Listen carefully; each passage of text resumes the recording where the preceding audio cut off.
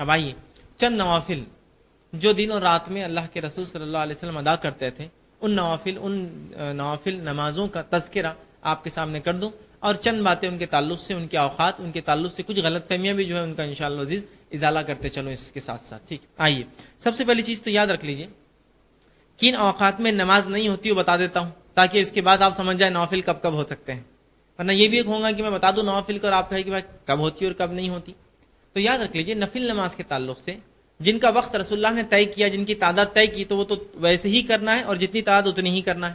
لیکن جن میں اختیار دے دیا وہ کبھی بھی کر سکتے، ان نوافل کے تعلق سے بات بیان کر رہا ہوں کہ 3 اوقات ایسے جب آپ نوافل کا اہتمام نہیں کریں گے، بلکہ فرض بھی نہیں ہوں گے ان اوقات کے اندر، لیکن 3 اوقات میں بالخصوص نوافل کا آپ اہتمام نہیں کریں گے.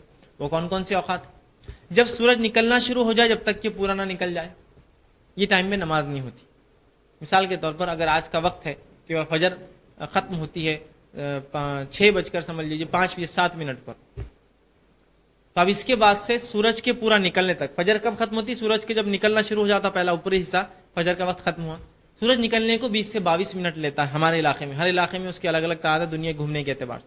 20 سے 22 منٹ میں نکل جاتا ہے. تو مطلب اب اگر ہم کو نوافل پڑھنا ہے تو 20 سے 22 منٹ، 6:07 کے بعد 22 منٹ 20 منٹ ایڈ کر لیجیے اس کے اندر. ٹھیک، تو یہ وقت میں نفل نہیں ہوں گی. کون سا وقت؟ سورج نکلنے سے لے کر پورا نکلنے تک. کیوں؟ اس لیے کہ یہ وقت جو ہے رسول اللہ صلی اللہ علیہ وسلم فرماتے ہیں سورج جو ہے شیطانوں کے سینگ کے بیچ میں ہوتا ہے. واللہ عالم اب کیا سینگ ہے، کیسے ہوتے ہوں گے، بہرحال یہ اللہ جانتا ہے، لیکن شیطان کو سینگ ہے، یاد رکھیے 2 سینگ ہیں. تو سورج جب اس کے سینگوں کے بیچ میں ہوتا ہے آپ نے فرمایا، اور آپ نے کہا کہ اس وقت سورج کی عبادت کرنے والے اس کو سجدہ کرتے ہیں. دیکھیے بہت سے لوگ جو سورج کی عبادت کرتے ہیں، جب سورج نکلتا ہے سجدے کرتے ہیں. اس وقت سورج کی عبادت کرنے والے اس کا سجدہ کرتے ہیں، تو لہٰذا اس وقت سجدہ مت کرو. تو یہ وقت نماز نہیں ہوں گی نفل. ایک وقت آپ کو پتا چل گیا. دوسرا وقت جب نفل نہیں ہوں گی وہ ہے جب سورج بیچ میں آ جائے، بالکل بیچ میں، نہ میرا سایہ ادھر پڑے نہ ادھر پڑے، نہ چیزوں کا سایہ ادھر پڑے نہ ادھر پڑے، سینٹر میں جو اس کو بولتے ہیں زوال. یہ طلوع آفتاب ہوا، نماز اس وقت نہیں پڑھیں گے پورا نکلنے تک. یہ ہوا زوال، بیچ میں جب سورج آتا ہے نہ چھاؤں ادھر پڑتی ہے نہ ادھر پڑتی. یہ روز وقت بدلتا ہے، یاد رکھیے. ہمارے علاقے میں یہ 11:35 سے لے کر 12:35 تک چلتا ہے. مطلب سردی اور گرمی کے حساب سے اس کا ٹائم بدلتا ہے، روز الگ الگ ہوتا ہے. تو یہ وقت آپ نے، اور یہ بہت کم وقت ہوتا ہے، مطلب یہ کوئی 1-2 گھنٹہ نہیں لگتا ہے، بمشکل یہ 3 یا 4 منٹ لیتا ہے. بس سورج 4 منٹ میں جھک جاتا ہے اور چھاؤں ادھر یا ادھر پڑنا شروع ہو جاتی ہے. ٹھیک، تو اس وقت آپ جو ہے نماز نہیں پڑھیں گے. ٹھیک، یہ دوسرا وقت ہوا. تیسرا وقت سورج جب غروب ہونا شروع ہو جائے، جب تک پورا غروب نہ ہو جائے، اور سورج غروب جب ہونا شروع ہوتا ہے تو تقریباً 20 منٹ لیتا ہے پورا غروب ہونے کے لیے. اور ہر علاقے میں اس کی تعداد بدلتی جائیں گی غروب ہونے کے اعتبار سے. تو اگر ڈوبنا شروع ہو جائے، آپ نے دیکھ لیا سورج ڈوب رہا، تو اب نماز نہیں ہوگی کب تک؟ پورا ڈوبنے تک. اب بس یہ 3 اوقات ہے جب آپ نوافل کا اہتمام نہیں کریں گے. ٹھیک، نوافل کا اہتمام نہیں کریں گے. اس میں مستثنا صرف ایک جگہ ہے، وہ ہے حرم. مسجد حرام اس معاملے میں مستثنا ہے. وہاں کوئی زوال اور کوئی طلوع اور کوئی اس کا وہ نہیں، بالخصوص زوال کا اس کے اندر کوئی حد نہیں، یاد رکھی.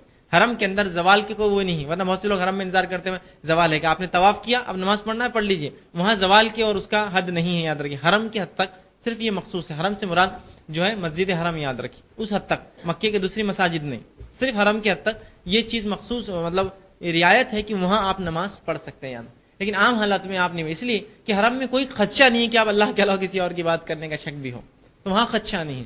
لیکن دوسرے علاقوں میں ڈر ہے، دوسرے علاقوں میں ڈر ہے حرم. ٹھیک، حرم کو چھوڑ کر. ٹھیک، تو حرم کے اندر یہ معاملات ویسے نہیں ہے جیسے عام اس میں معاملات ہوتے ہیں. ٹھیک ہے. اب کون کون سے ایسے اعمال ہے جو اب ہم کو کرنا ہے نوافل کے اندر؟ انشاءاللہ ایک کے بعد ایک میں آپ کے سامنے کچھ اعمال جو ہے رکھنے کی کوشش کروں گا. ٹھیک ہے. آپ صلی اللہ علیہ وسلم جو ہے، یہ بات ایک بہرحال غلط فہمی کا پہلے ازالہ کر دوں اس سے پہلے کہ میں نوافل کے بارے میں کچھ تذکرہ کروں، کہ لوگوں کو غلط فہمی ہے کہ نوافل بیٹھ کر پڑھنا چاہیے. آپ دیکھتے ہیں لوگوں کو مغرب پڑھی 3 رکعت، پھر 2 رکعت موقعہ پڑھتے ہیں اور پھر بیٹھ جاتے ہیں اچانک، پھر 2 رکعت پڑھتے ہیں. تو بہت سی بار یہ شک ہوتا ہے کہ بیمار تو نہیں بیچارے، یہ پتہ نہیں بیٹھ گئے اچانک. تو لوگوں کو یہ غلط فہمی ہے کہ بیٹھ کر نفل کو پڑھنا چاہیے اور باقی نمازوں کو کھڑے رہ کر. یہ بہت بڑی غلط فہمی ہے، ہمارے اعمال کو مکمل آدھا کر دیتی ہے. حرام نہیں ہے لیکن اعمال کو آدھا کر دیتی ہے. آپ صلی اللہ علیہ وسلم نے فرمایا کھڑے رہ کر نماز کا جو ثواب ملتا ہے، بیٹھ کر وہ ثواب آدھا ہو جاتا ہے، اور لیٹ کر وہ ثواب اس کا بھی آدھا ہو جاتا ہے. مطلب کھڑے رہ کر مثال کے طور پر 100 نیکیاں مل رہی، مثال دے رہا ہوں، حدیث میں نہیں الفاظ، مثال کے طور پر 100 نیکیاں مل رہی ہیں، تو بیٹھ کر ملیں گی 50 اور لیٹ کر ملیں گی 25. تو آپ نے فرمایا کھڑے رہ کر جو نماز پڑھی جاتی ہے بیٹھ کر اس کا آدھا ثواب، اور لیٹنے والی نماز بیٹھنے کا آدھا ثواب. تو خواہ کیوں ضائع کر رہے ہیں اپنے اعمال کو ہم بیٹھ کر؟